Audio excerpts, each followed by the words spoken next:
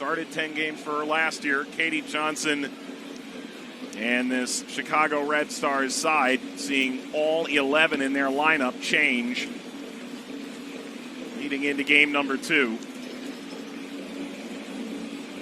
Both sides that fell on opening day of the NWSL Challenge Cup.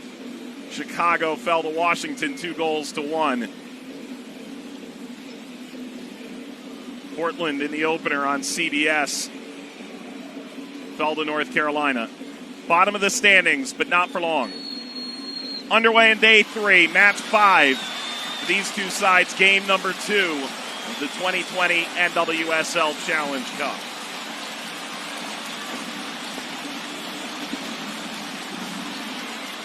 Klingenberg. Ella Stevens. Duniak.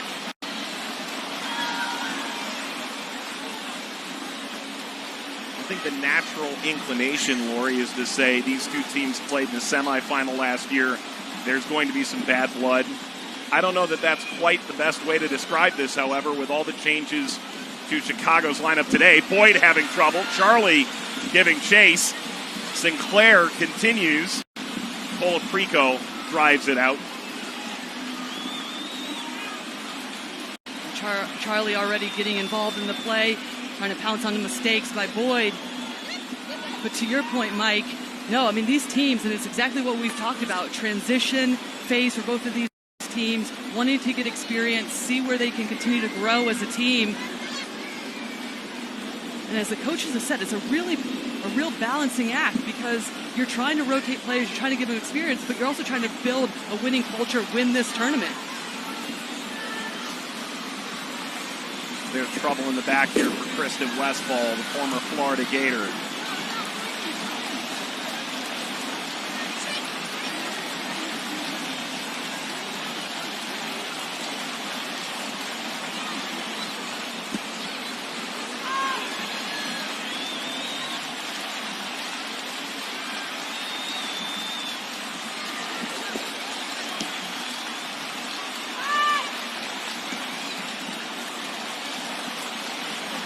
Sinclair covers. It's a heavy bounce off of McCaskill's effort.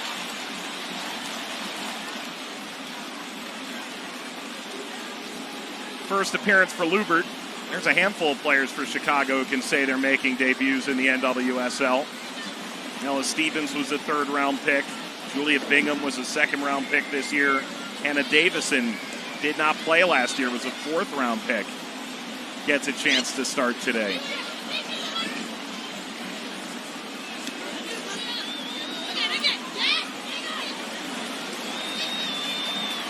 McCaskill, who was in the national team picture for a while, but fell out at the back end of her time at Sky Blue.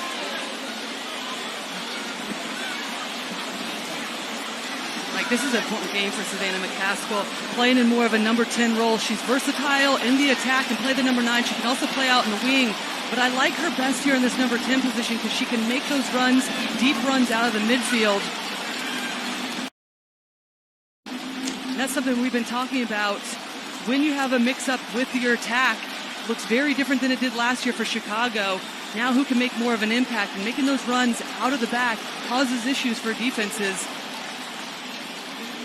Spend time talking with Shelley Smith, a longtime head coach at South Carolina, about her former protege, Savannah McCaskill. Not one position, but seemingly more like 4 or 5 that she can play in the 7, 9, 11, 10. Played out wide.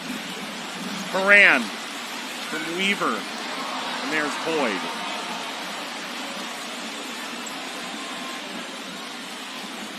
Moran's header that set up Simone Charlie's goal in the 80th minute on Saturday, which equalized against North Carolina before 14 minutes later Lynn Williams scored the game winner for the Courage. And Horan and Sinclair, and then on the other side, Danielle Colaprico. Their leadership's going to be important today, especially so many new faces. Lubert, that skittered around. New faces, you have to imagine some nerves, some players getting their first start. It's about getting the ball down, getting your rhythm right away, settling into the game.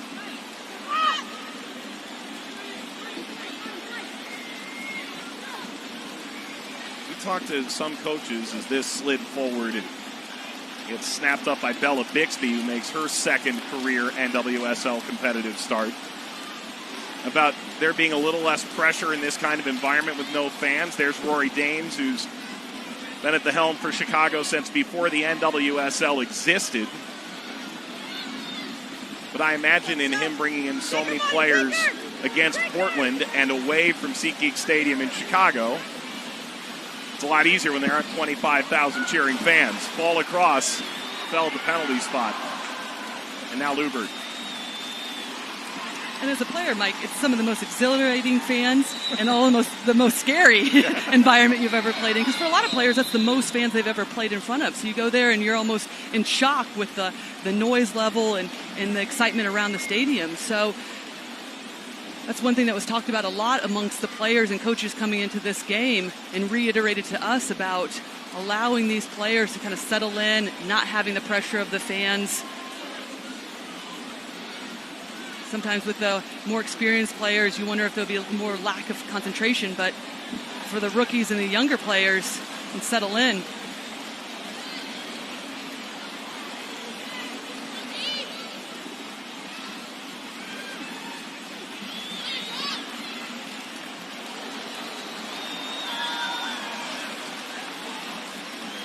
Stevens in midfield.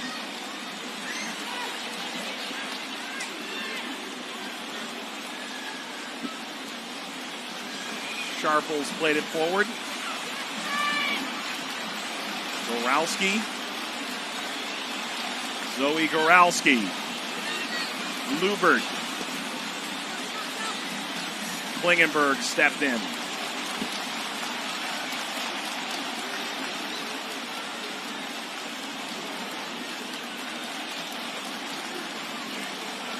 And one thing to keep an eye on is Christine St. Clair floating back. They are in a 4-3-3, but she does drop into that number 10 position, a little bit lower into an attacking 10 midfield role. Allows her to come back to the ball, but then able to set play with Lindsay Horan and spring the likes of Weaver and Charlie in behind the back line of Chicago.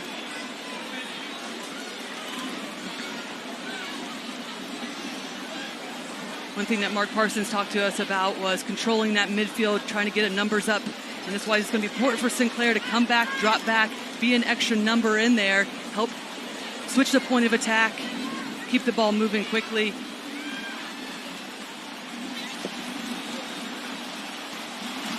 That got all the way through and reaches Bixby. Speaking of Mark Parsons, fifth-year head coach for Portland. Gaudy record, Coach of the Year in 2016. He won the 2017 NWSL Championship and the 2016 NWSL Shield.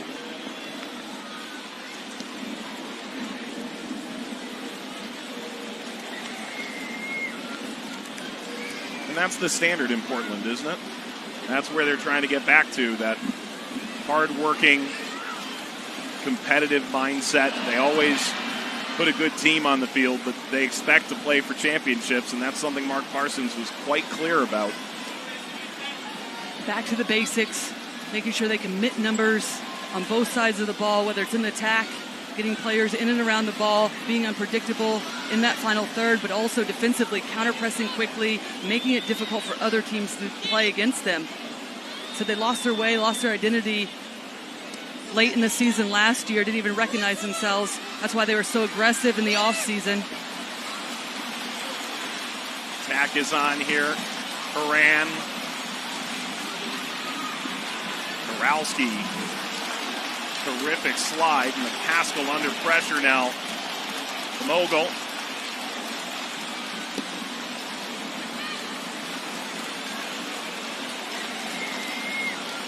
It's hard to course correct multiple times in a season, and they felt like they had a plan going into the first handful of games. Then the World Cup happens, and then you get into a groove, you're top of the table, and then you try and go back in to that previous plan. And somewhere in that mix, it fell apart for Portland at the end of last season. Taken away by Chicago at midfield. Colafrico on to Johnson. Like we see early on in this first 10 minutes, rhythm off for both teams. When you have so many personnel changes, it's difficult for players to be able to get a rhythm, find that partnership and relationship. So it's going to be about which team can settle in quick enough. And that's why we talked about the midfielders for both of these teams. Who can get their foot on the ball, slow things down, just connect the first pass, making sure, because both of these teams want to be able to build out of their midfield. They want to utilize, be brave in possession.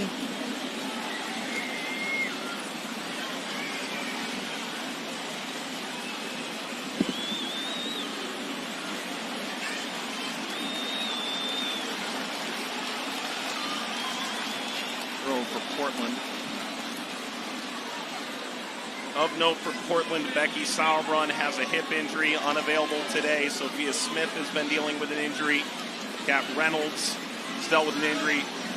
Adriana Franch is out. And Tobin Heath opted out of the tournament.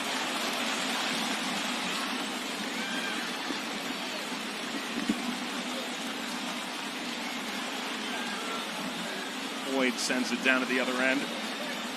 For Chicago, Tierna Davidson has missed the opening 2 games of this tournament. Aaron Wright is out. So too Alyssa Motts.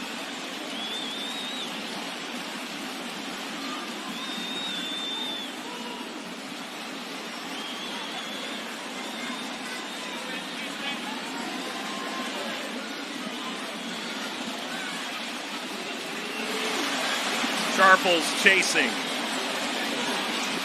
This will lead to a corner for Portland. And that's a good combination play by Portland. Finding the feet of Sinclair, and then Bourret with a good little run in behind.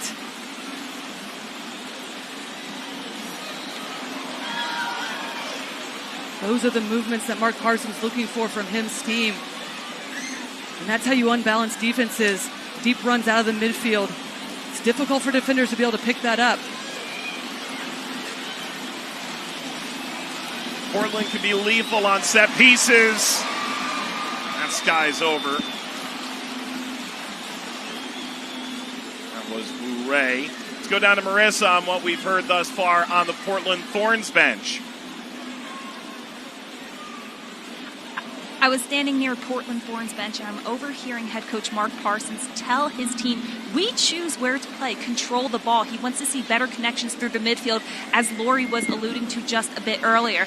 He wants to utilize Megan Klingenberg more on that left flank, and he's been telling his midfield, less touches, pass, move, trust each other.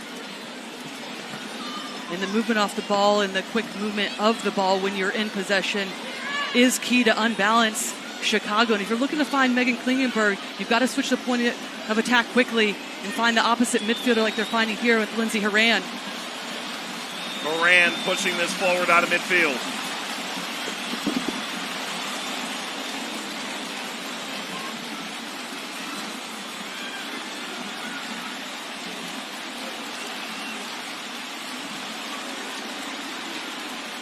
I think the big story in midfield for Portland coming into this tournament was how would Horan and Rocky Rodriguez play together. Rocky, you and I both thought had a great first game, and Mark Parsons goes, that's average for her. Trotting in here, Weaver. Charlie looking for her second goal in as many games. She goes down. Play on. McCaskill steps in, and that's a fair play. McCaskill livid. Play on for Portland. And the cross in front, Weaver! Boyd stuck her hand out and lifted it over. Nearly Morgan Weaver's first goal in the NWSL. And that's a fabulous ball. Weighted ball into the on-running Morgan Weaver. She times her run perfectly, stays on side, makes good connection. In the end, easy for Boyd, but that all starts from the midfield. Quick little combination play. They find the weak-sided midfield, and they're able to spring out wide to create that chance. Boyd, 2 starts in 18, 10 and 19. And this ricochets down. Sinclair barking upwards. Thought she could have made more contact on that, fooled Boyd.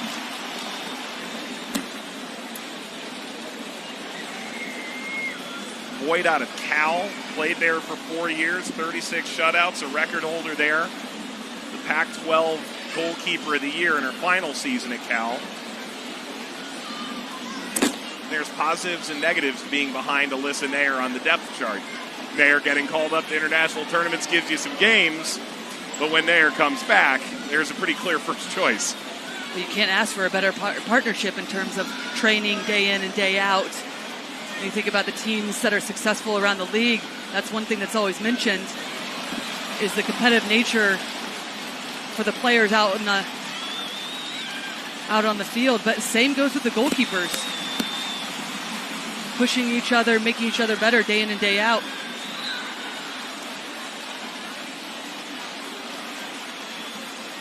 Right now, Mike, in this game, it's difficult for Chicago, especially in the midfield, to get pressure on the Portland midfielders. Portland needs to recognize that they have more experience in the starting 11 than Chicago does. So can they take advantage of that? Find that weak-sided midfielder that we've been talking about, but keep the ball moving quickly. The sooner they can get a goal, put this Chicago team on their back foot, more things are going to open up. Space is going to be had in front of that back line. It felt like from the outset, Portland's press was a lot higher than maybe we even saw on Saturday against North Carolina, where you try and box in the box, so to speak. Anytime you're playing against North Carolina, you have to be able to stay condensed, drop players back. I think they're willing to take some more risks here, put this back line of Chicago under more pressure. Don't allow them to play that long ball.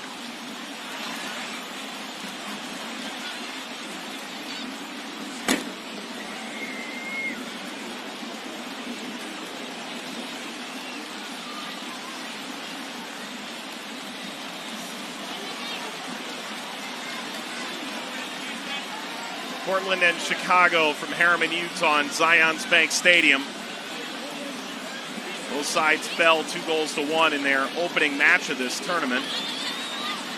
One played in the backdrop of the COVID-19 pandemic. 8 teams of the 9 in the league making their way out to Utah for a month-long tourney. First pro sports league back on the field in the U.S. Charlie delivers. Horan heads. Boyd had that come right to her.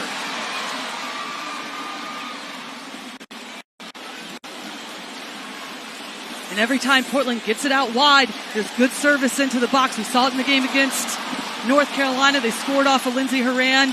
Her first initial attempt, and it was Simone Charlie following it up. And then now here, easy save for Boyd.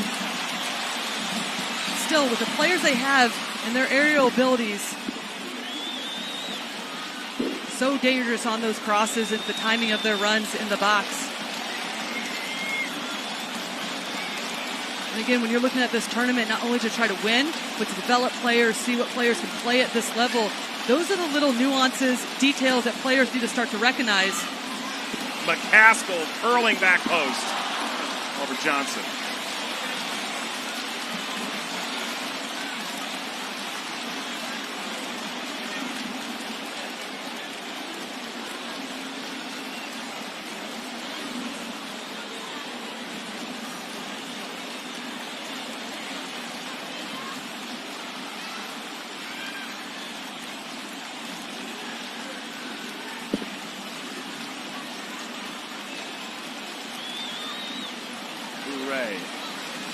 Done a nice job in distribution thus far in this match.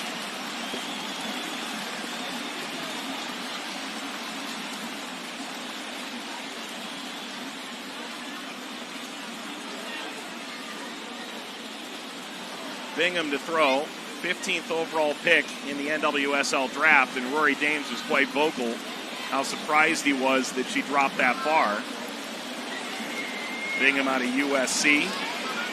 former youth national teamer. And I made sure to check and see what Lori said during the draft coverage.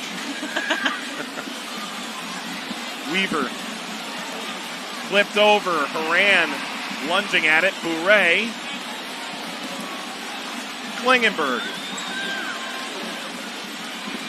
Klingenberg trying to find Horan, who held her on and then charged forward.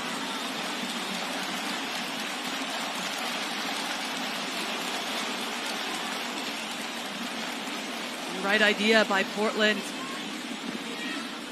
Megan Klingenberg sees those players in the box, cuts in. Upset with that final pass that she plays in the box, but it's a good idea. You have so many players running into the box.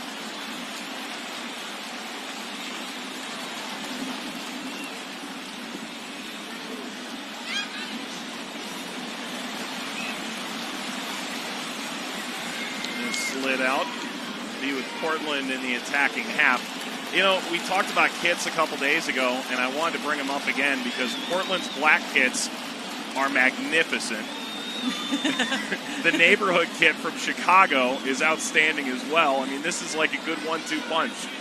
I mean, all the kits. I like to use the word sleek. Yeah. I trust your fashion advice with your sweater vest far more than mine. They've made this easy for me. Put on this polo. I've been trying to get one of those.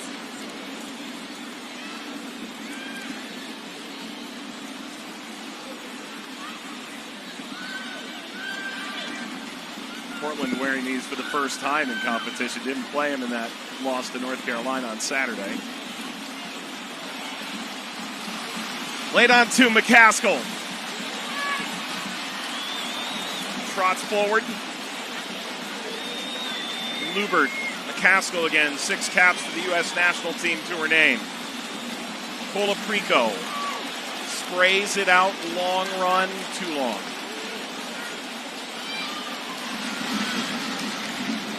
And I'd be remiss not to mention the focus now of the Chicago Red Stars public relations, media relations, in having a more fair and honest conversation in how they market their club, LGBTQ, different races, and making sure that there's more equality in the way that they promote their team. And the neighborhood kit's supposed to be inclusive of Chicago. I give a lot of credit, and I think we all do, to what the Red Stars have done, being inclusive in the little things that people see and maybe don't entirely realize their impact. And you love to see that. That's exactly what you want from organizations, the action steps. Not just saying they're going to do it, but we're actually seeing them take action, having those difficult conversations, something that you and I were talking about, heard Rory Dames allude to, which is the fact that there was a lot of, coming into that game on Saturday, a lot of internal conversations that were uncomfortable for the players, led to a lot of the emotion before the game. Those are what you want in terms of building your team. We talk a lot about building teams on the field, but so much goes into it off the field so you can put your best product when it's time to step on the field.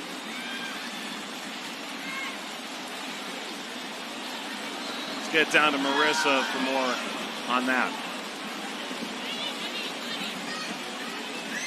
Chicago forward Savannah McCaskill told me that because the Red Stars attack looks so different this year, her roles have really changed within the team. McCaskill said her team's attack can be more methodical in their build-up and more creative in the final third, which is exactly what McCaskill loves to do. She said this type of style is way more conducive to how she really likes to play, and she said she's really starting to find her groove with the team right now.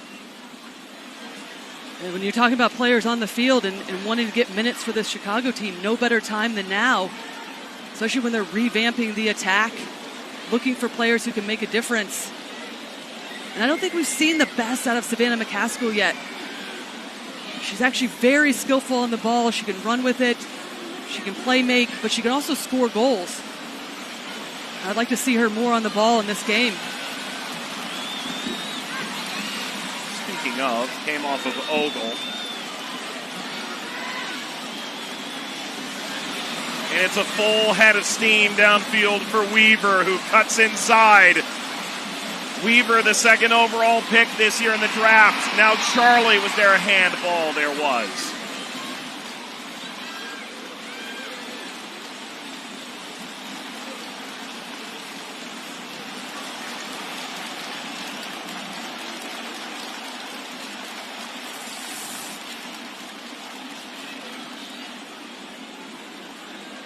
tough touch by Charlie. Looks to spin her defender. Unfortunately pops up for her, but Morgan Weaver showing us on the left-hand side her ability and her speed off the ball. Good option for the Portland Thorns to be able to counterattack quickly. We've seen a lot of build-up play for them, getting numbers into the attack so far in this first 25 minutes. Not a ton of transitional play, but if that's an option, they've got to look for that, especially once they win the ball quickly from Chicago, see if they can spring her over the top. You've got the runners to do it. Charlie, Weaver, Sinclair can make things difficult if she decides to make her runs forward.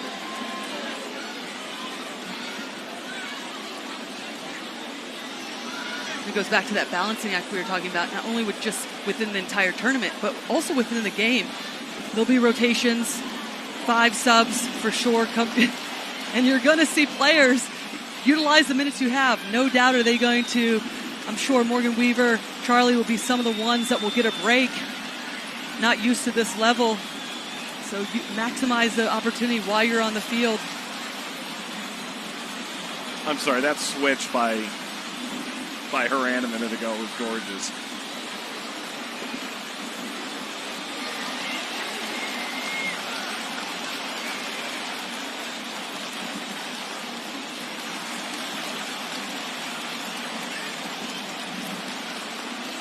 Great range of passing to open things up. Floated forward. Horan settles.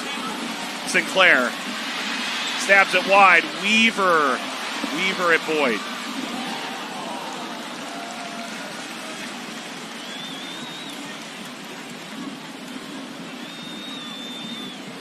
Weaver knows she has to do better on that cross.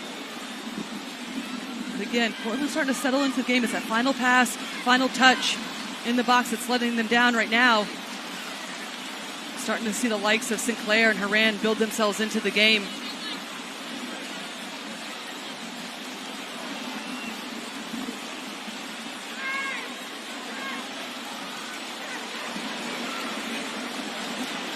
Horan on to Charlie, pushing down the sideline and now laying it toward Weaver.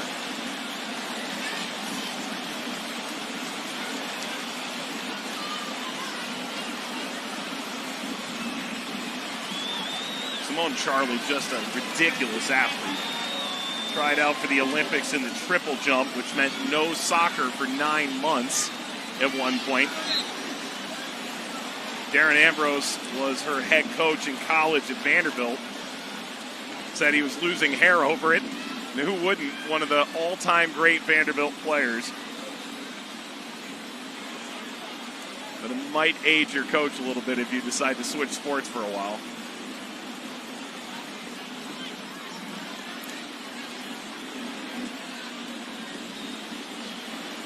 Vanderbilt side that's become one of the most attractive to watch collegiate soccer programs. Right now, Mike, there's not enough movement in the Chicago midfield. See Colaprico on the ball, but no options. Ella Stevens got to pop off her defender, see if she can present it as an option. Get out the other side. Too many players making the field too narrow on one side, that far side. Not enough options on the week.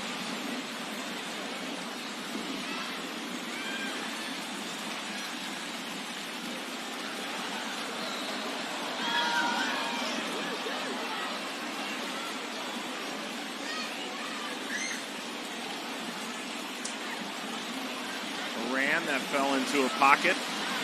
Taken back by Bourret.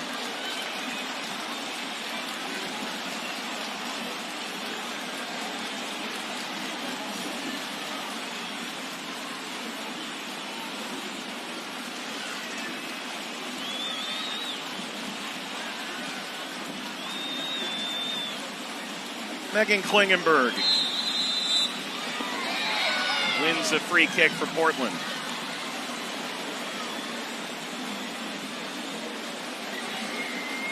Unnecessary foul by Pulaski. You have Megan Klingenberg turned back away from the goal.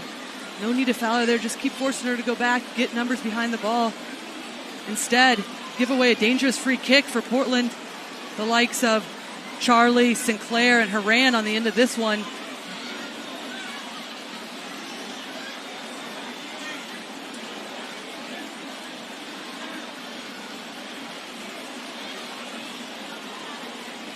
Klingenberg can hit wicked service from this flank.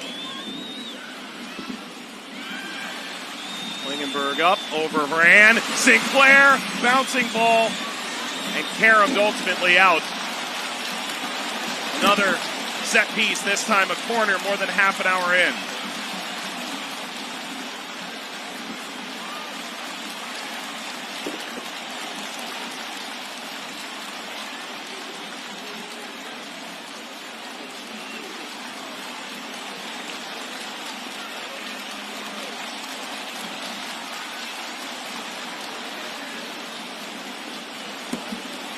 Klingenberg.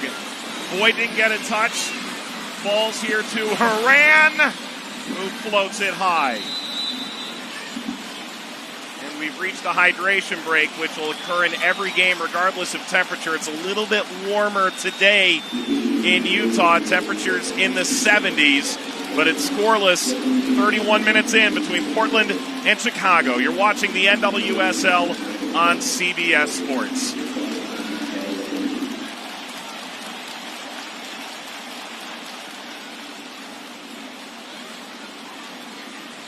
Portland and Chicago on level terms. Let's go down to Marissa Pilla, who knows that social media sometimes can create a little consternation in the locker room.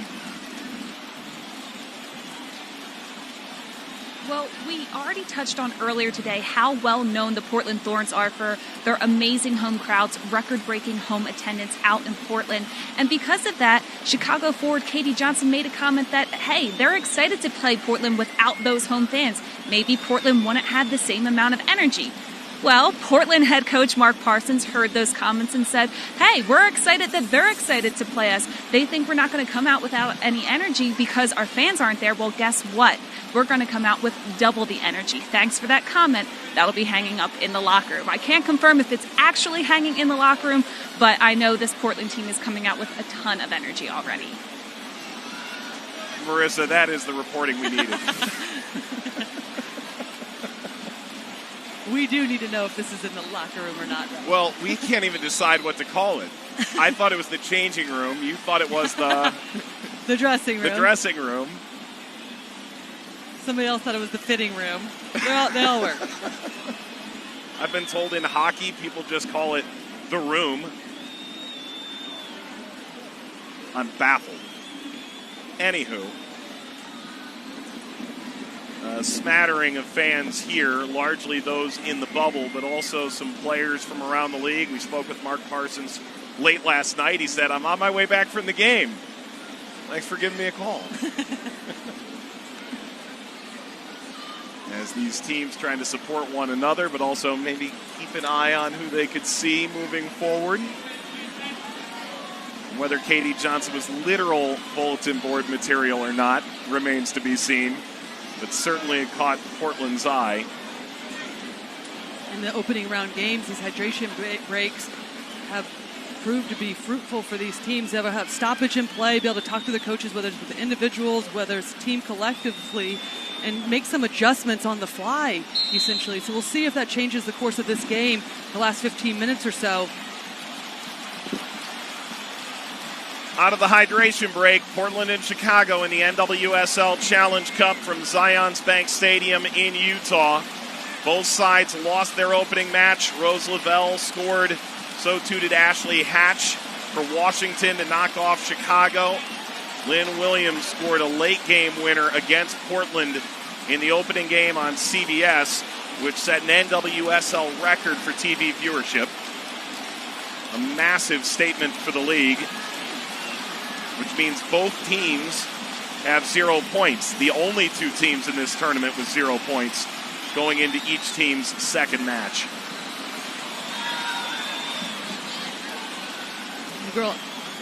Goralski did a good job of getting up in this right-hand side, helping up in the attack, but she's got to connect those passes.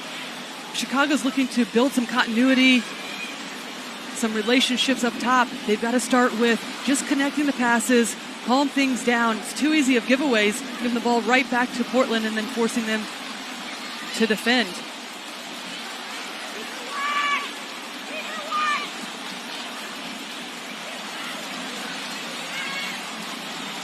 Good run out of the back. And Madison Pogarsh ultimately dragged down. It was interesting talking with Mark Parsons about Pogarsh. He said maybe not O'Hara's ceiling, but her profile. Oh, her engine, her ability to, we just saw the speed with the ball, her ability to get up and down the field. Felt like she could have gotten some more time, but just with the depth of the squad that they've had, it's been difficult to get her some minutes. And that's one thing I loved hearing from him was all the players, sit there by Klingenberg, but all the players that are getting the start today, it's not that they're just giving them opportunities. They have earned the right to be on the field. They fought for positions, and it's been tough if you're not a rookie and you've been with this team for the other years to get into minutes within the squad. And so this is the perfect opportunity. Definitely players out here fighting for positions, especially for the 2021 season. This ball got booted all the way down and ultimately got put out for a corner for Chicago. Of course, anytime you compare a player to Kelly O'Hara, whether it's in profile or in talent level, I don't really care. I think we should all want to be compared to Kelly O'Hara. It'll be a corner for Chicago, their first of the match. When it came to the beep test, that's all I wanted to be compared to. Is that a compliment or a diss? Totally. Okay. You would beat the beep test in fitness. Yeah. Well, she could either be in first or in last. You could be good by comparison, or you could want to be compared to her level. Oh, the best in terms of her fitness. Playing for Utah Royals, did not feature in last night's game. Offside flag is up this time around against Chicago.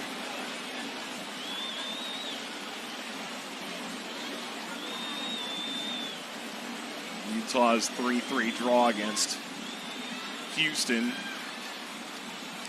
Sierra King scored in the 89th minute to pull a point for Utah out of what had been a 3-1 deficit against the Dash.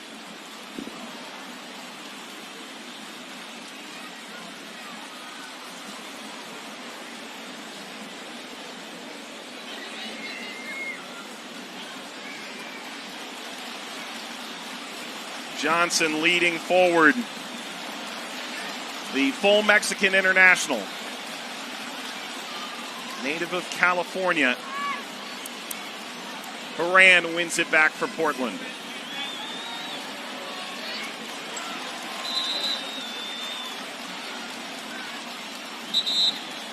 We just saw some glimpses of what Mark Parsons was talking about, is committing numbers behind the ball. As soon as Portland lost it, even if they can't get pressure on it, they're dropping players, making sure they're making it difficult for Chicago to play through them, especially in the midfield. Drop players deep. And look to see if they can pounce on the loose ball and then find the likes of Horan to play out of.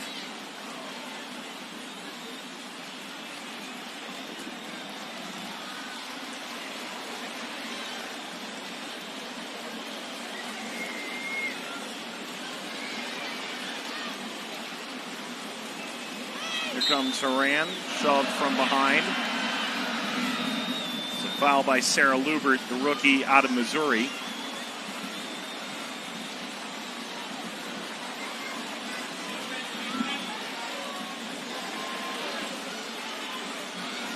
Floats over Charlie.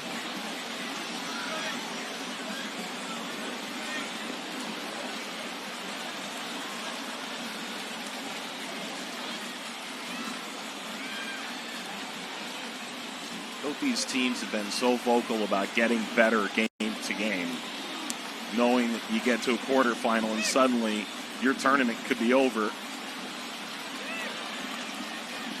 Trying to use this time to the best of their ability. And that looks different, and that could be difficult, though, when you have so much turnover from game to game. The principles, regardless of who's playing in the positions, the principles have to stay the same. And if you're looking to, again, build through your midfield, you've got both teams have to be able to move the ball quicker than they are right now. Movement off the ball in the midfield has to be better. Switch the point of attack, find the overload on the other side. And even if you're not going anywhere, Mike, even if you're not having penetrating runs or penetrating passes, at least force the other team to work defensively side to side and then open up gaps in between the lines.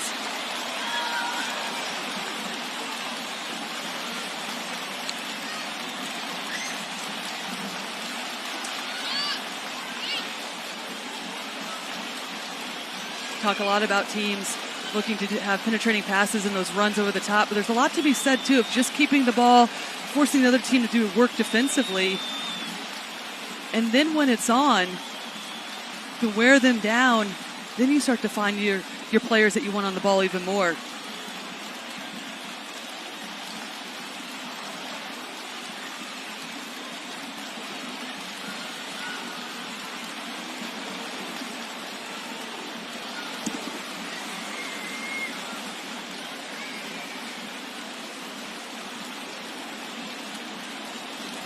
Haskell held onto it for Chicago.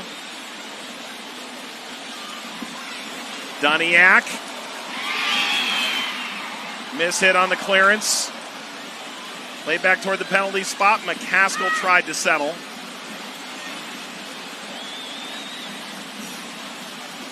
Racing around. The run wasn't there. Floated forward by Sharples. Colaprico steps in. Danielle Colaprico, the Rookie of the Year in the league, now 5 years ago. Good positioning there by her on that last little play to make sure they don't allow Portland out, keep them in the attack. And those little details that we don't talk about enough, which is positional play. We talked about Colaprico screening that back line, making sure she's shifting, being that cover. And a lot of times it's not flashy, but so effective and allows other players in front of you to be able to do the work that they do to get on the half turn, start to play balls forward. Listening to both coaches in the lead up to this game, Rory Dames was asked in his press conference, which aired over on Twitch, about the center forwards and said, no, it's not just them. Was the number 10 in the box? Was the weak side forward in the box? We're trying to get into zones. And then you talk with Mark Parsons. He goes, I don't know how they're going to line up. So we're talking about if this happens, you want to be here. If a different formation, be here. It's so much spatial awareness. And we're only closing in on 135 minutes of game time. And many of these players didn't feature all that much in the first game. And that's what's interesting about this tournament format as well, and the rotation of the players. Because a lot of times you can prepare for the teams in this league because they're going to line up in a regular season fairly similarly if things are going well. But there is a lot of rotation, a lot of movement with the players. And so what we find is a lot of the teams and coaches coming into these games just focusing on themselves, trying to get what they're doing down and not worried so much about the other team. Lubert closed down by Klingenberg, who's done a good job defensively on Lubert. Thrown in by Goralski. Let's take a look at what's going on elsewhere beyond the border of this stadium of Utah. The Thorns secret virtual watch party powered by Google Meet. Meanwhile, in Chicago. Glad to have everybody watching along with us. Caskell did win a corner. Will these watch parties have a very different mood before halftime?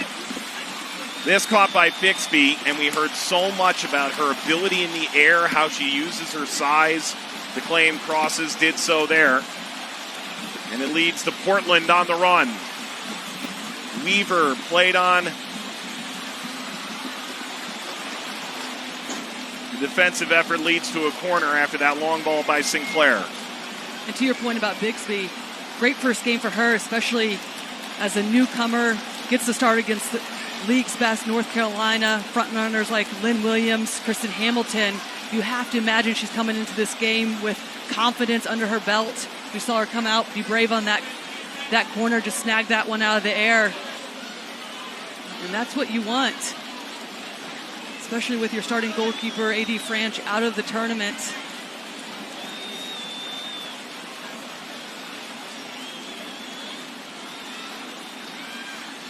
A fourth corner coming for Portland Thorns. All eyes at the top of the box. Weaver, Horan, Sinclair, Bourret, and they go short. And now they loft across towards Sinclair. Comes back to Autumn Smithers. She played alongside Evelyn Vienne, who debuted for Sky Blue yesterday.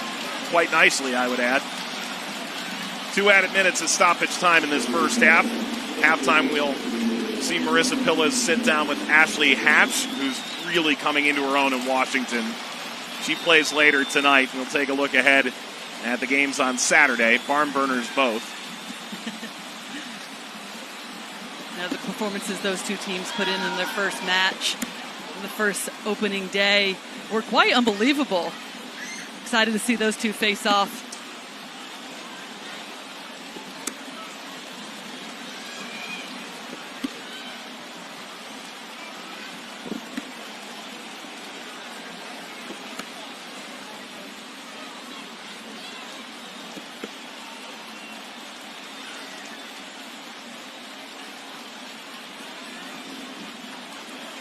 Well, after 12 goals in 3 games,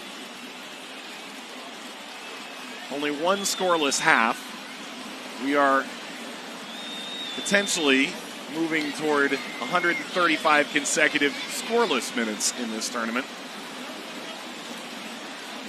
Last night's 0-0 draw between rebanded OL Reign and Sky Blue, who didn't rebrand, but certainly have turned a lot of corners over this offseason.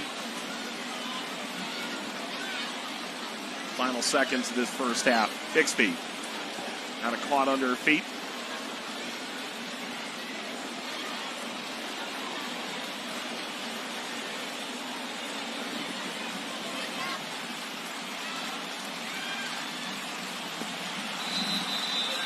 Foul by Haram.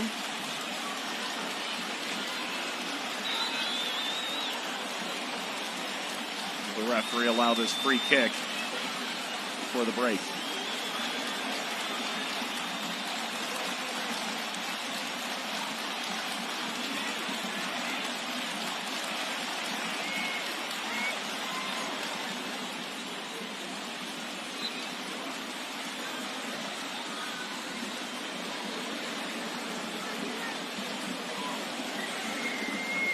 Free kick for Chicago. Lofted up, off the spin, gets out for a goal kick. And there's your halftime whistle. Scoreless between Portland and Chicago in the rematch 2019 semifinal. Really, this was part of the plan. You would think so, and credit to Rory Dames. I mean, his willingness to try all his players, give them opportunities.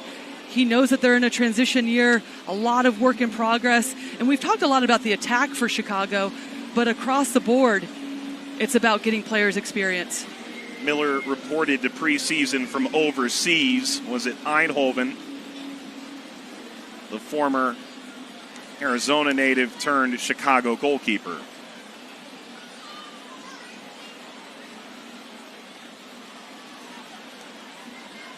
Portland in black, Chicago in white. Second half underway at this NWSL Challenge Cup for Portland and Chicago.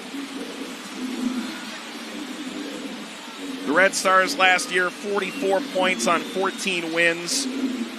Went on a massive winning streak late as Bixby drives this away.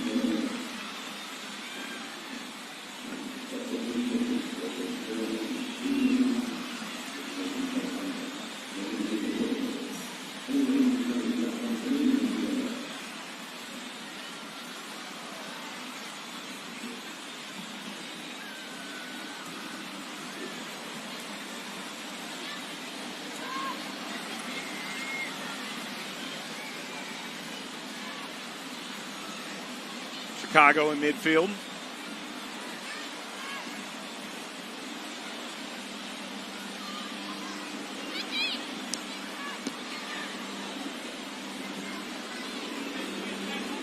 The Red Stars advance forward. Stevens now out to Bingham. Bingham will go one-on-one. Corner, Chicago. And this is already a better start for Chicago. We see Bingham getting into the attack. Little combination play, being patient. Allowing for their left back to get forward. Help create that width in the attack.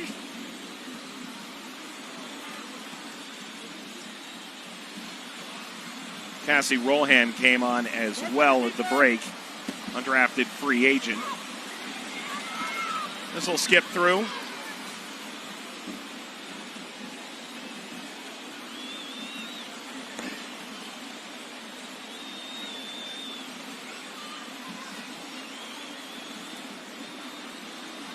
Red Stars will get a throw deep in the attacking half.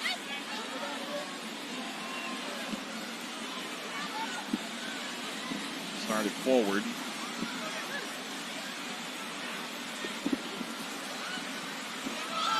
Ball into the penalty area. Nothing Lubert could do there. Let's go down to Marissa, who has some information from the Chicago staff. I spoke with Chicago assistant coach Scott Parkinson at the half, and he said exactly what Lori Lindsay just mentioned, that they want to get more numbers in the midfield. He said especially get their outsides back higher up the field and get more wide in order to exploit that space. They said sometimes Portland is playing a little narrow. They want to be able to exploit that in the attack. Lori, you're pretty good at this. The run here by Stevens. McCaskill pings again. And Lubert tried to backheel Stevens through. And Ella Stevens is one of those players that can help keep possession. Rookie out of Duke. I was able to see a lot of her games last fall. She's crafty on the ball, but she needs help around her.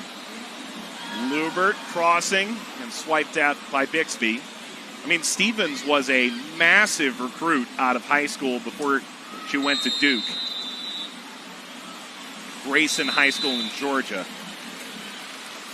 And there were some question marks her coming in to this league in terms of her physicality. She does like to get on the half turn. She's very smart in her positional play. Doniak was shown a yellow card here. Good run by Haran. Doniak just trying to track back, ends up catching Haran's foot. Like to see that, though, from Duniak. Don't want to see the foul, but you want to see the urgency, the willingness to track back. Something that we've seen missing in this game.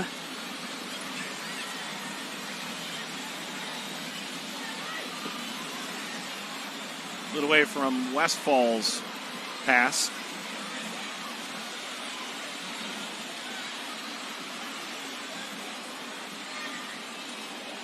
Emily Mangas came in at halftime for Portland.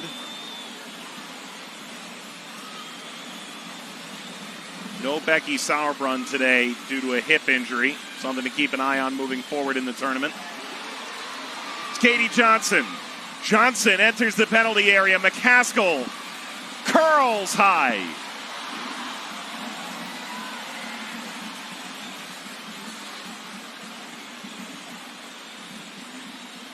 One of the many forwards brought in by Chicago, all of whom, in Rory Dame's opinion, have a chip on their shoulder.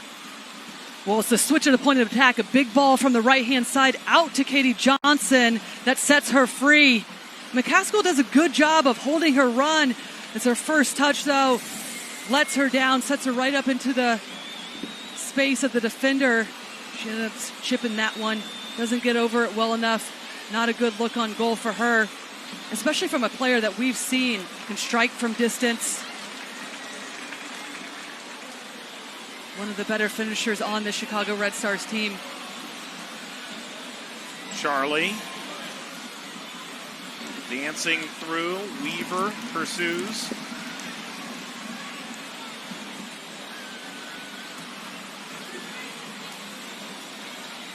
Menges came on for Klingenberg at the break. Weaver remains on, the second overall pick.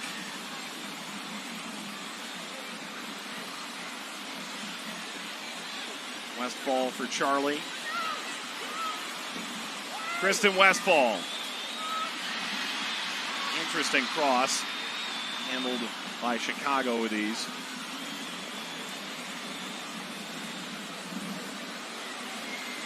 Floated further. Menges got enough on that.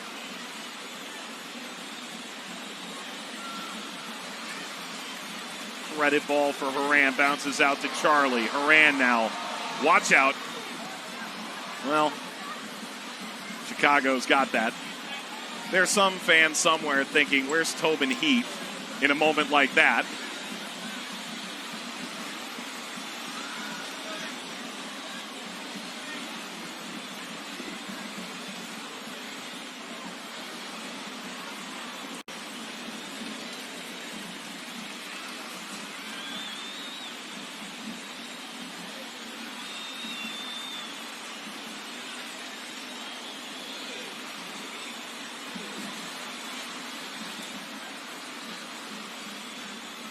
Turn. Duniak.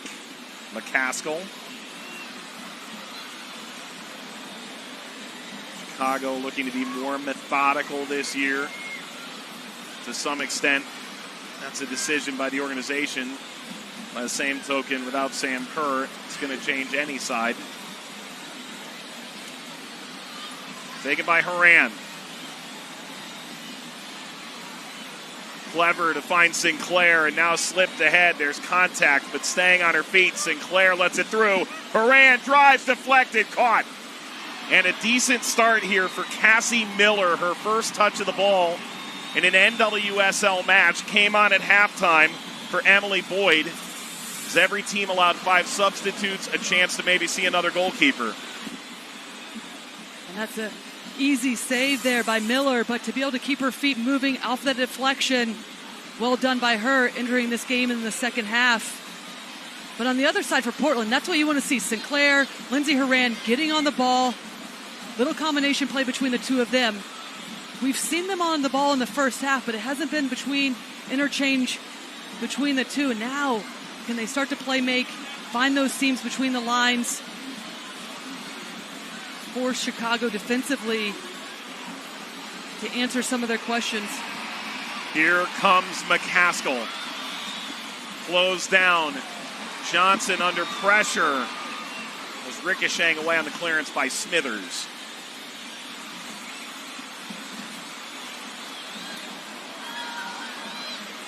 Davison.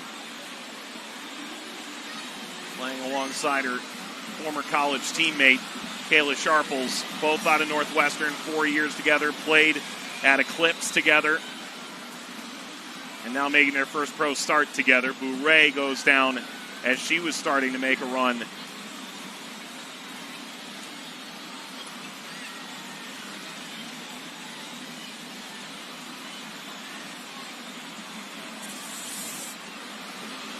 Bourret slow to get up. I don't think she knows that Davidson's going to go to ground that quickly.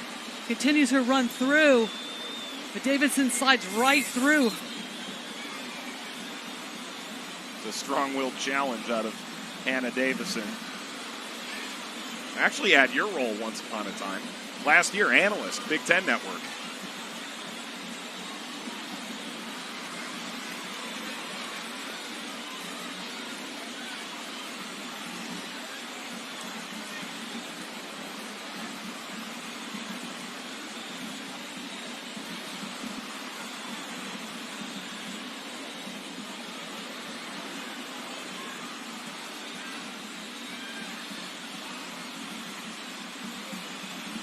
Johnson.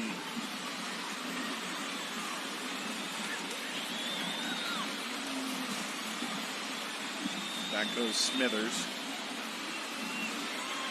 Menges. Fantastic ball by Minguez. Low on the ground, finding that width, bypassing several lines of Chicago's defense.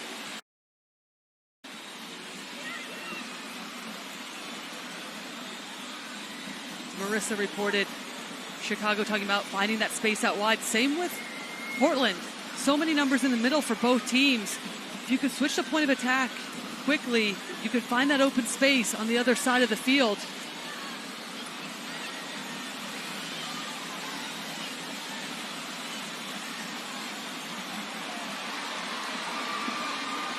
Chasing into the corner. Uncharacteristic bounce. It's a goal kick.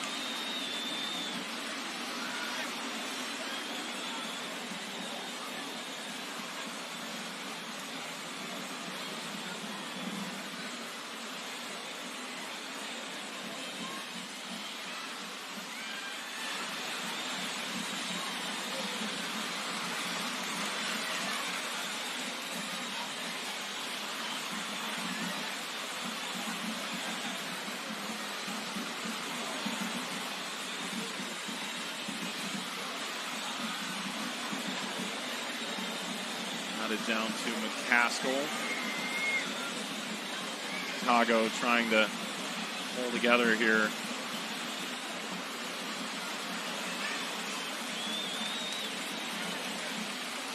Tyler Lucy has just come on. Morgan Weaver came off for about 55 plus minutes. And this is struck from distance, goes whistling wide of the post. Horan gave it a good effort. And why not? We haven't seen either team test goalkeepers from this far out. Horan does a good job of staying with this one. Sees an opening space in front of her to set herself up. That's a good look. Just pulls it just wide. Enough speed, pace on that ball. If it would have been on frame to cause Miller some issues. Horan for a bit of skillful play.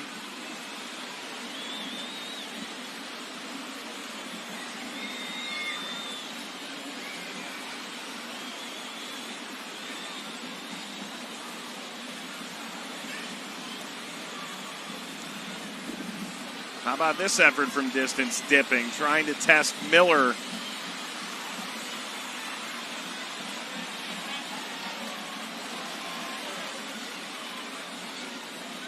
Excited to see her punt.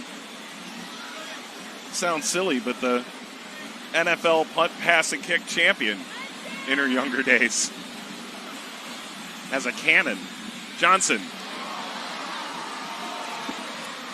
And this floated toward McCaskill and snuffed out by Bixby.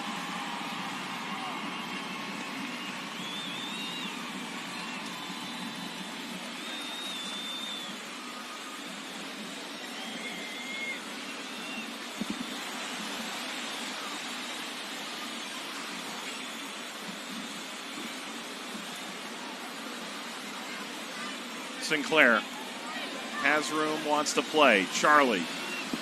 Numbers getting forward.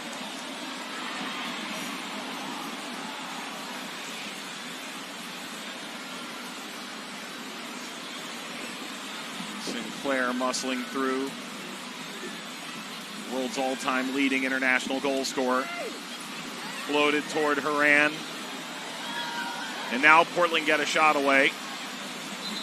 Play comes back as Julia Bingham down injured. Not the only one. In these last few possessions and opportunities for both teams, starting to find the width that we have been talking about. But now it's that final pass, that final option has to be better. Diversify the runs, diversify the ball that you're sending into the box.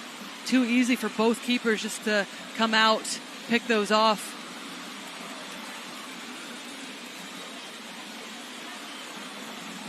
Can you see if you can do it? Maybe hold it for one more pass, little combination, and slide it back on top of the box for a late runner or a more driven ball instead of floated in. Just mixing it up, what it looks like in that final third, in and around the box. Bingham and Ogle remain down.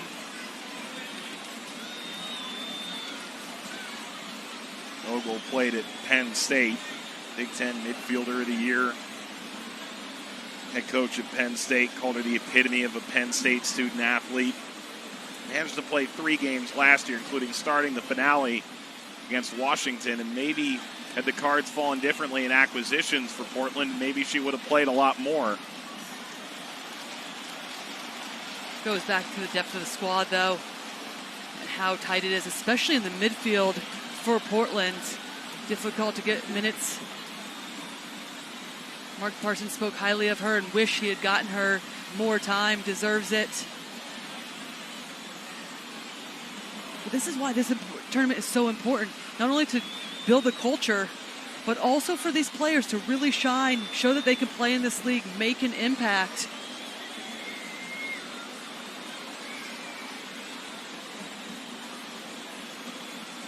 Still early on in the tournament, Mike, but you expect as time goes on, especially tired legs, players wearing down, who can continue to rise to the occasion. That's what makes this players who we're looking at on the field with Horan and Sinclair that play quite a few minutes. Chicago with a lot of changes to some of these new players, but with Sinclair and Horan, it's consistent week in and week out as pro players continue to produce for their team. Much like Morgan Gautreau and the Colapricos, Tierna Davidson, Julie Ertz, Casey Short on the other side. Players consistent with how they approach the game. And that's what you want to see from some of these younger players. And talk about baptism by fire, because when they initially announced the schedule with Orlando in the mix, they had the least difficult, statistically, schedule in the whole tournament. Chicago then got a new schedule: Washington, Portland, North Carolina, and Utah. So all of a sudden your plan to play the kids seems easy when you're playing the bottom of last year's table, but it's a lot more difficult now. Rory did emphasize that they are still going with the game plan, of giving minutes, seeing the different combinations. Very scripted out in the first 4 games, at least the first 3, and then start to look at their best 11, what's the best combination of players by the time game 4 comes around. So when you start to head into the quarterfinal, the knockout rounds, they are ready to go with the best group possible they brought here to Utah.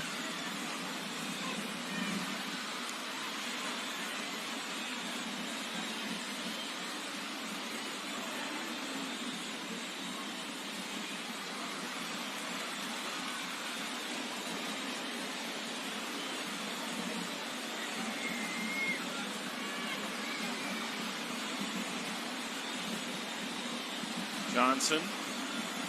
Lubert held things up. A bit more pace to this possession from Chicago. Well, this will run by Sharples.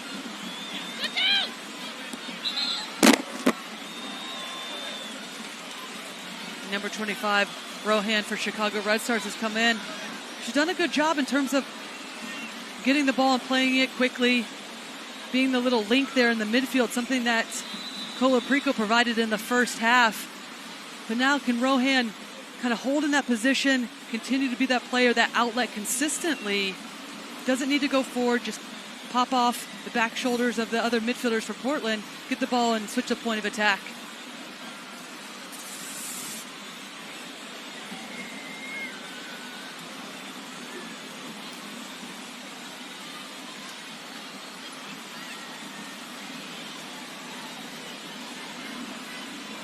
Horan bouncing off McCaskill. Horan, maybe one of the more foul players and really harmful sometimes fouls. I mean, but let's not forget, Horan also gives it back. It sure does. It Rightfully so. Two-way street. So. If you watch McCaskill through college and then into the pro game, certainly takes and gives a fair amount as well.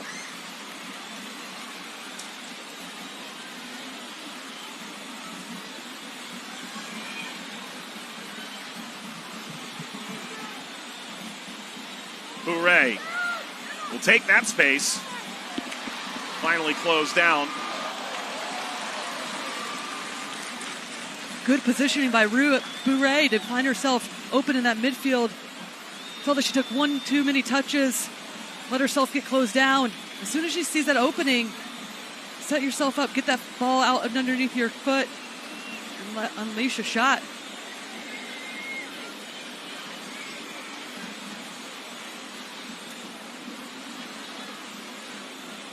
There's the give and take with Horan. Stevens has a tough mark. Corner for Portland.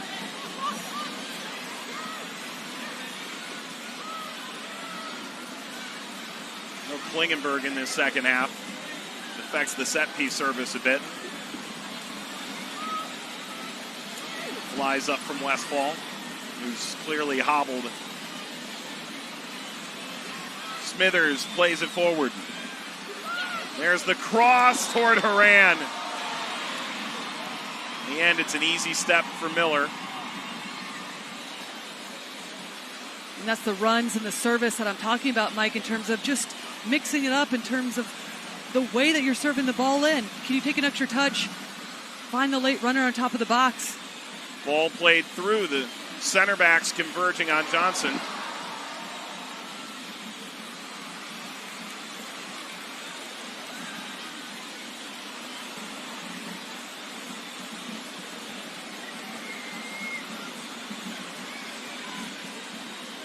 Going back to the service in the box and having other options. If you look at the two goalkeepers and then with the height, the size of both of them, so good in the air. Can you make it more challenging? Bixby listed 6 feet. Miller 5'11". There's Miller.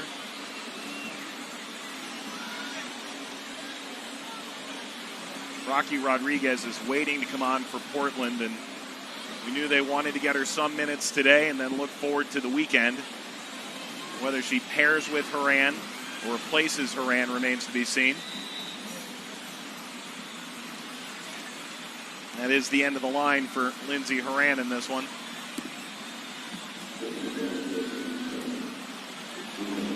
And Rocky Rodriguez will check on.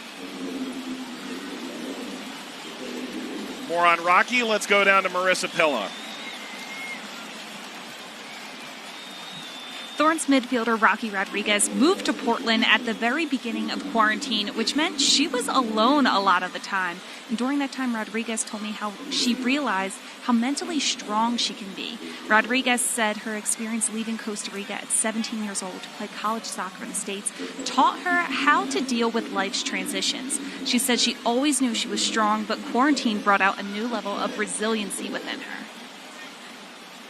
Wonderful to hear. And the 2016 Rookie of the Year goes on to win the Herman Trophy at Penn State. Her father played for Herediano, which is one of the biggest clubs in Costa Rica, and also for the Costa Rican national team. Comes from great soccer bloodlines, but also, what we've been told, tremendously talented in a wide variety of things. We need that on tape. Electronic keyboard. One of the best in the biz, Rocky Rodriguez. So that's one of the things she learned during quarantine, taught herself how to play the electronic keyboard. Vasconcelos has come on for Lubert. Rachel Hill came on as well. So both teams starting to search a bit deeper on their bench for an answer with 20 minutes plus stoppage to play.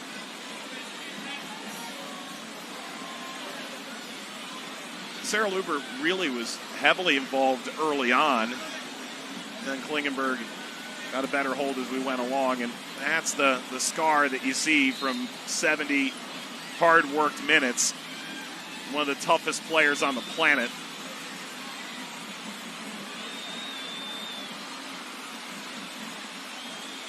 Sinclair, Lucy. Is it on here for Portland? Beyond Rodriguez, who's getting into the box. We were told about Rocky Rodriguez last night that the team meeting was very simple. Shoot! Yeah, we were talking with Mark Parsons about the fact that what a great addition Rocky Rodriguez to the midfield. Frees up Sinclair and Lindsey Horan to do more work to be able to get forward into the attack. He said we haven't even seen anything yet. That we need her to shoot.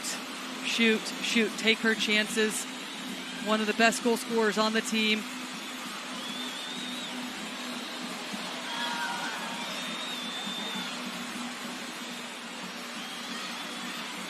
Lucy will chase this all the way. That's no problem for Miller.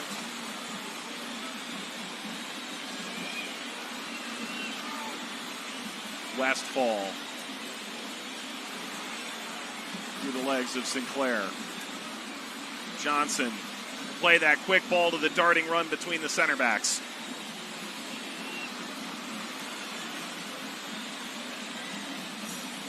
There's that left outside back Pogarsh, who was covering that space out there.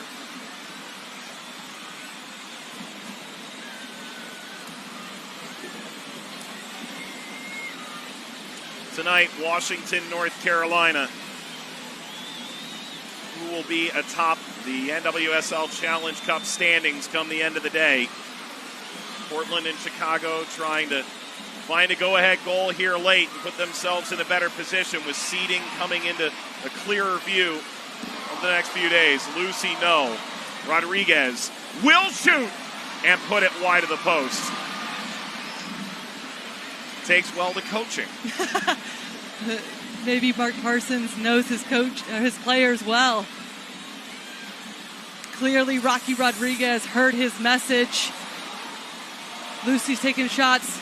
Fortuitously falls right to the feet of Rodriguez. Catches the outside of that one and pulls it wide left. But good look. In these outside shots, what that's going to do is pull Chicago's defense out. It's going to open up some space if they come out to defend that in behind. Chicago doing a good job of staying tight-knit in a unit defensively. Not allowing a lot of space in behind for Portland Thorns to be able to exploit.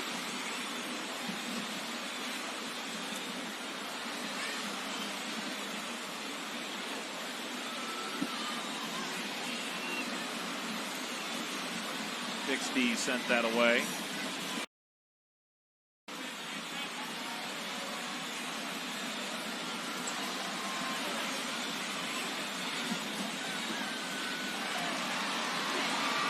Bixby will pick this up as well.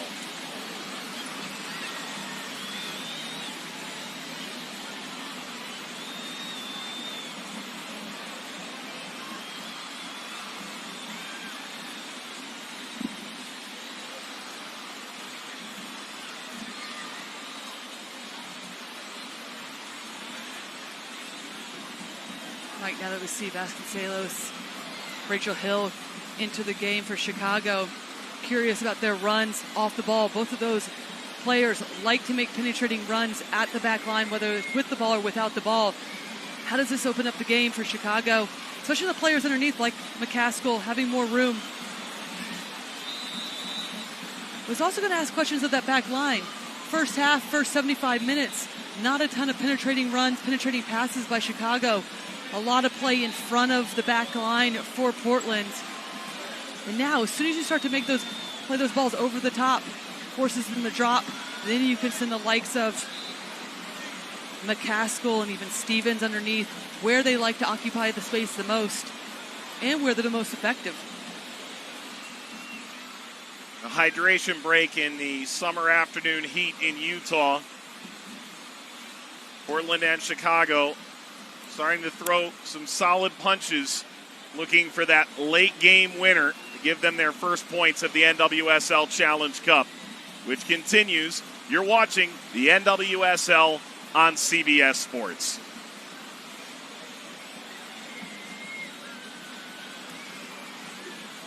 "75 minutes in the books, 15 to go plus stoppage time." Bella Bixby was a surprise inclusion perhaps to the starting lineup for the opening game against North Carolina. More on her journey with Marissa Pilla. Portland goalkeeper Bella Bixby is what you could call a master of many trades. In high school at Rex Putnam High School in Milwaukee, Oregon, she was not only an all-league forward on her soccer team and an all-state keeper, she was an all-league place kicker for her high school football team.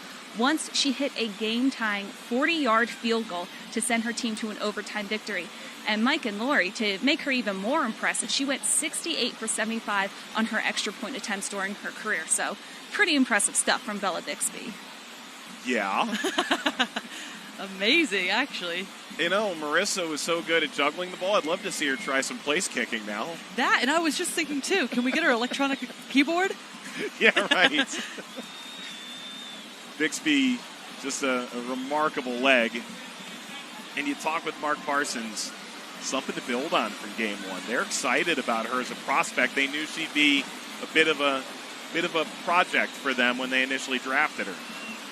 And it gives you a different look in the back as well, with her range of passing to alleviate some of that pressure if balls are played over the top. But it also allows, with keepers that are good with their feet, to be able to play out of the back, be able to set play. We saw that last night with Kaylin Sheridan from Sky Blue, the willingness to play out of the back, build out of the back. Mark Parsons talking about being a team difficult to play against. That means have different looks in the attack. Springing counters quickly or setting play through your midfield. And that starts with your goalkeeper.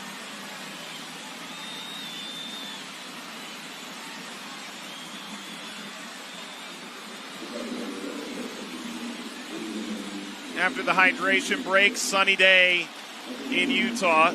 Johnson comes out for Chicago. Zoe Riday comes on, undrafted out of North Carolina.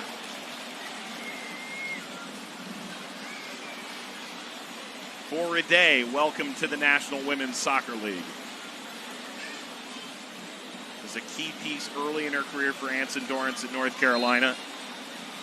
Then dealt with some injuries in 2017 and 2018.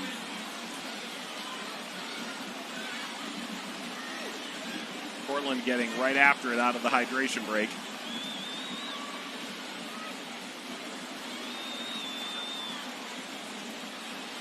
Sinclair streams in. Ray. Lucy lost it. And I'm pretty sure that was a nutmeg attempt, or it was a nutmeg from Ella Stevens on Sinclair. Ball sprayed over the top. Charlie off the header. Defensively gets back to Cassie Miller. And to my point about Ella Stevens, though, I mean, this is a rookie coming in, playing against one of the world's best soccer players ever. And as they grow into the game, that's what you want to see. Players being confident on the ball, getting into the mix, showing why they deserve to be on this team and why they were drafted. In the case of Riday, made the team.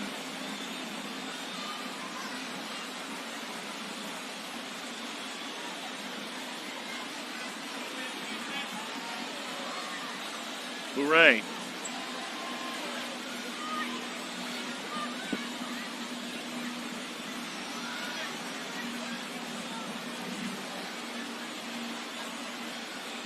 That's Davison, not to be confused with Davidson.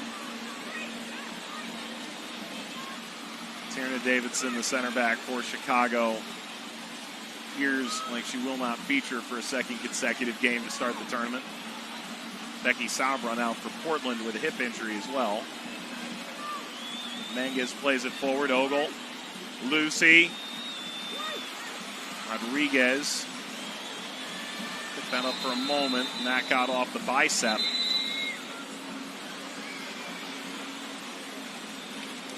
Vogel. There's going to be a card coming.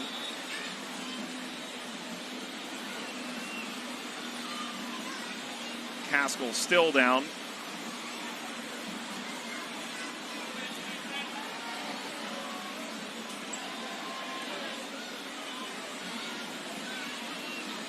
Danielle Chesky does the honors.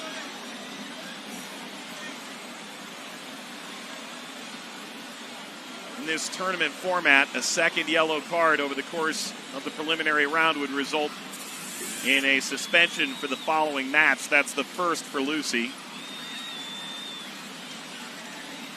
That's a tough challenge. Doesn't even come close to getting the ball.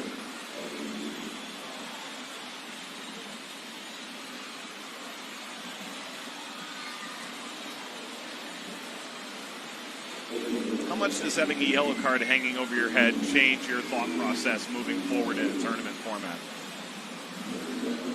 Depends on what position you're playing.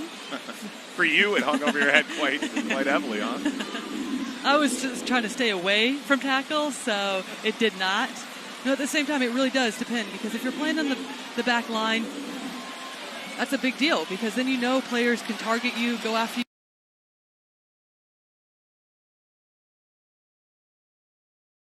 Force you to come up with some tackles that might result in a yellow card, and then you're missing a key component on your back line.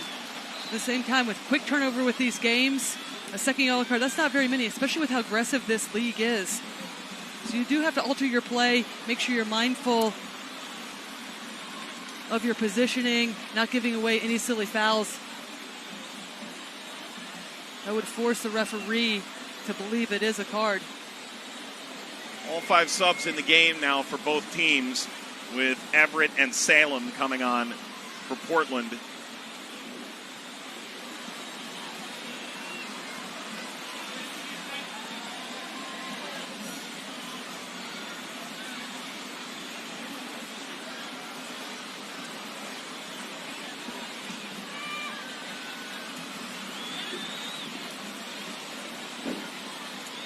Well defended by Megas.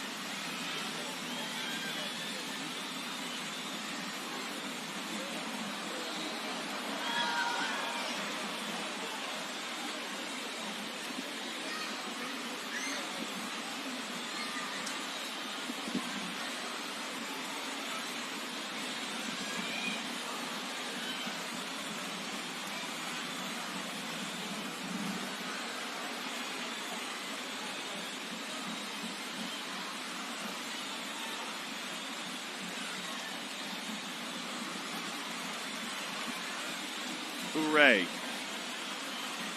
I'd like to see Rocky Rodriguez play that ball out the other side. Tons of space. Lots of room for those wingers to be able to roam. Stevens for McCaskill. McCaskill takes it back. Goes down, free kick, Chicago. We saw an incredible free kick by Vero, essentially on the edge of the box down at this end, that sliced the deficit for Utah in their 3-3 draw against Houston yesterday. In this second half, McCaskill's really stepped up, finding herself on the ball more, creating some trouble. Does a good job of holding on to this one to force the foul in a dangerous area. And much like Vero, McCaskill, excellent free kick placer. Seeing her score some goals in college and Sky Blue from this spot.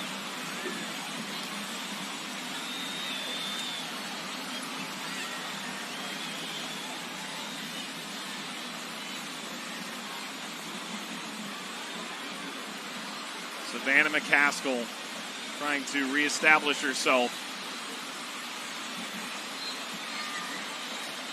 Is this her moment? McCaskill strikes for goal and put it wide. Had the right idea. Only 1 goal last season for McCaskill. And she can strike a ball. She pulls that one just outside the crossbar, but good pace, good dip. And she knows that was a solid opportunity late in the game for her.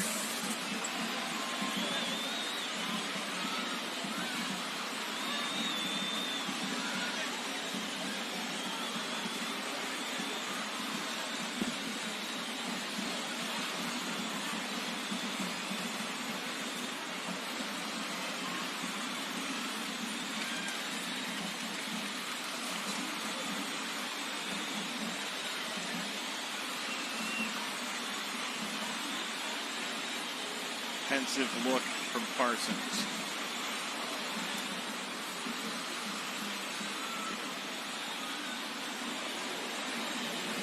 Down to Salem. Salem slides in a second time. Now McCaskill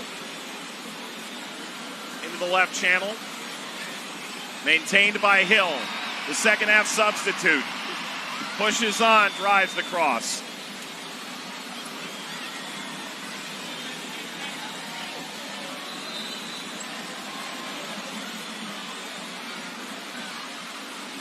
commits a foul.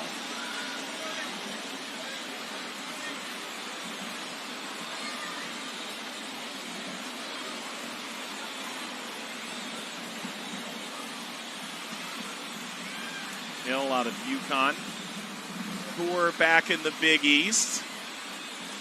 Soccer watchers.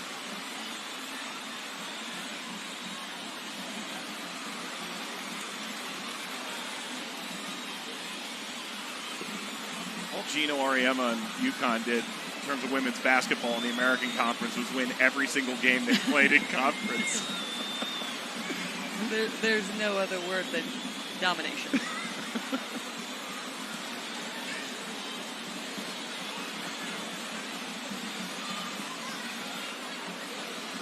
Bogarch doing a bit of orchestrating. Rodriguez, the Costa Rican. This will bounce through. Bourret won't get there. Ella Stevens arrived late.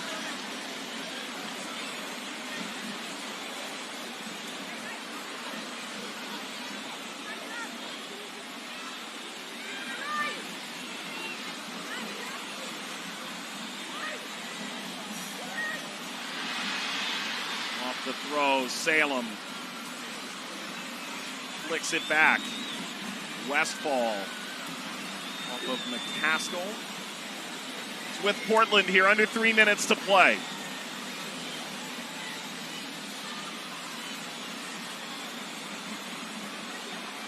Rodriguez brought down at the penalty spot. And turn back again. And now out in front. Not away from Lucy.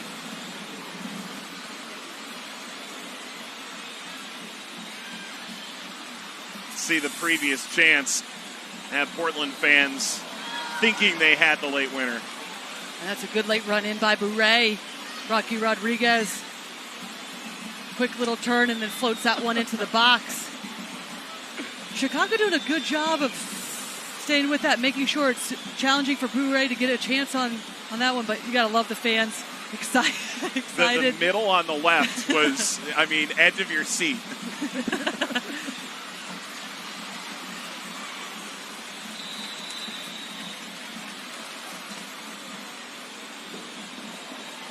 I'm sure local 134 is a little dicey in that moment. On Chicagoland.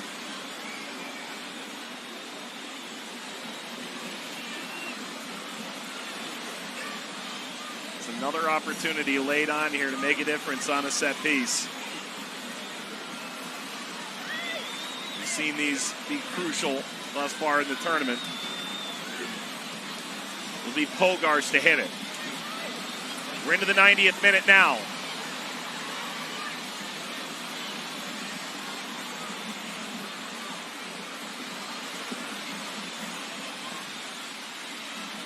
Going to be plenty of time, a couple injuries and a hydration break in this second half. Been difficult for Chicago to get out of their own end the last 10 minutes. Can Portland continue to keep this pressure up, switch to point of attack, be patient. Plenty of time with 6 minutes of extra time.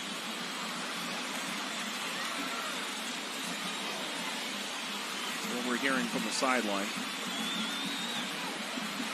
Westfall on the move, lays it off, chance, just gets wide for Ogle. Would have been her first career goal. That's the best combination play of the afternoon. In, back, wide, and then a little slotted ball on top of the 18.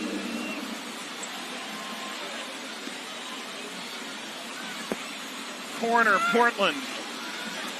And Miller yanks it down. Ogle, a great opportunity here in front of goal. And this is exactly what Mark Parsons wants. Wide play, combination play to allow Kristen Westfall to get up the field in advanced position. And then this is the ball I was talking about. Varying your runs, varying the ball that you're playing. Best chance of the afternoon for Portland. Unfortunate for that one not to find the back of the net. You can see Davison, who had that ricochet off of her, sort of puts her hands on her chest, took a deep sigh of relief. Could come down to one of those plays late here. These two teams played incredibly tough opposition in the opening game. Chicago fell to Washington, Portland, and North Carolina. Left them both at the bottom of the table in this NWSL Challenge Cup. 4 games in the preliminary round to determine the seeding, and then it's on to the quarterfinals and the knockout rounds.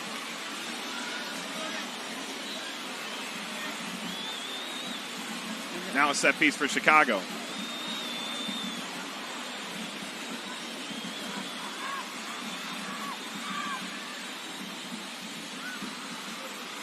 McCaskill going long. Bixby.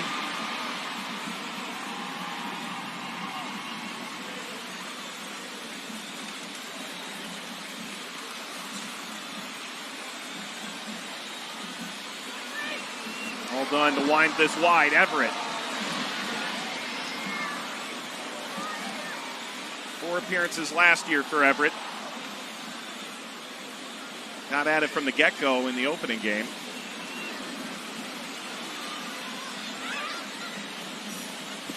Rodriguez. Clearance right into the teeth of Portland. This skips off the crossbar. Autumn Smithers from distance. Blistering. Tattoos the bar. That would have been a total stunner. And talk about taking opportunities from outside the box. Okay, Autumn Smithers steps up, sees the space, just unleashes this one, takes a wild bounce off the Red Stars defenders. Corner. Flies back. Portland providing some late dramatics.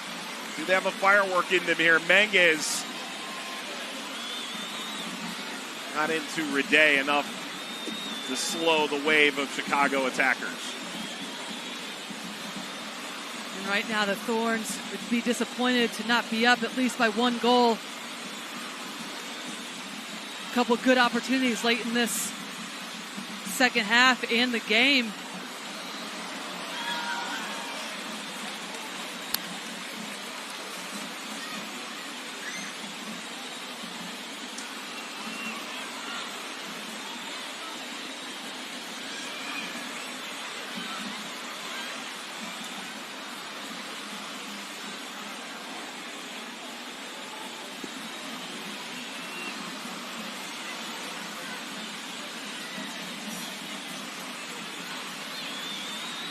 More minutes of stoppage.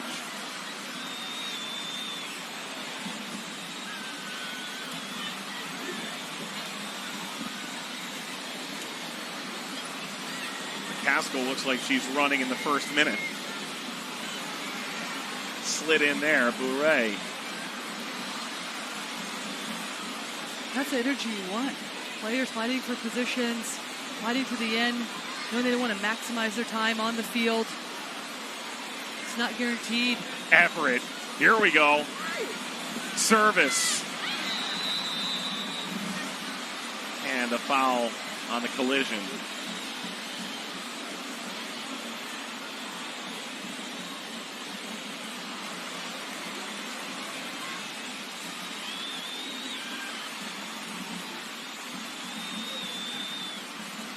See the watch party there in the background on the scoreboard here at Zions Bank Stadium.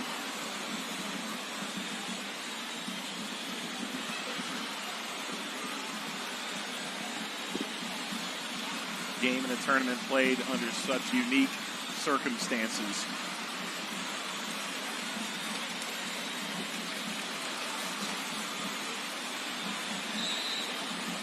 Free kick, Portland.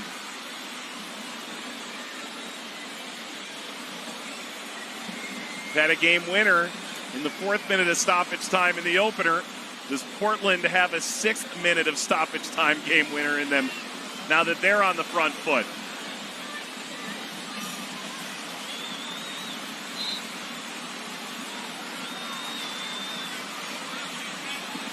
Hogarth bounds away. Ogle. Final seconds.